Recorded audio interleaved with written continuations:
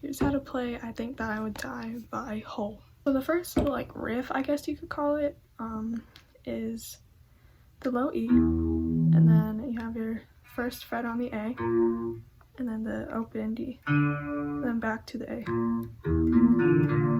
And then you go down to the second fret on the A. You can either slide, that's what I like to do to get ready for the G chord, or use your other finger. And you do the same kind of pattern, except you're on A, D, G.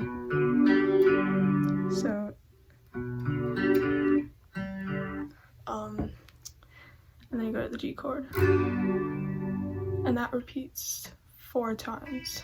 Next part is a power chord on the A, first fret, and then the D and the G. And that's 3 times. And then you move down to the 4th fret. And that is also 3 times. And then you go to a G chord. And you do that 6 times. And you do that 5 times over before it moves on to the next part. The next part is a power chord on the 5th fret A, and then the 7th on the D and the G.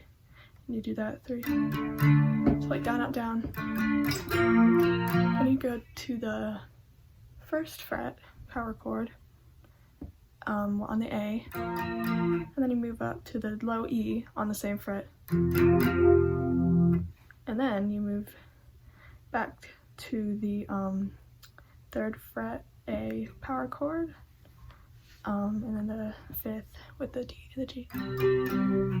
And so you do that, do all of those, you strum them 3 times.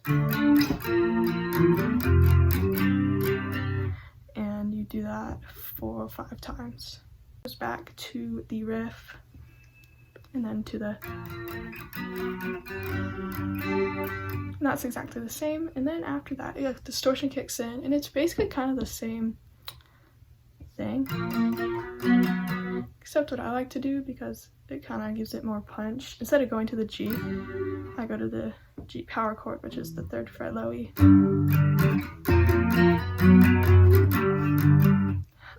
And so that is 5 times, and it's exactly the same. I just like to do this power chord. You can just still do the G, but I think the power chord sounds better. So you go back to that riff, and you do that 5 times. On the last time, when it's kind of going back to the distorted part, I like to kind of start strumming a little more, I guess, faster, just because it's starting to kick in. And then it goes back to,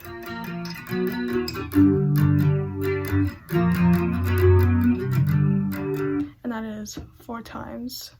Then I don't really know if this is the bass or the guitar, but wow, it's kind of quieter.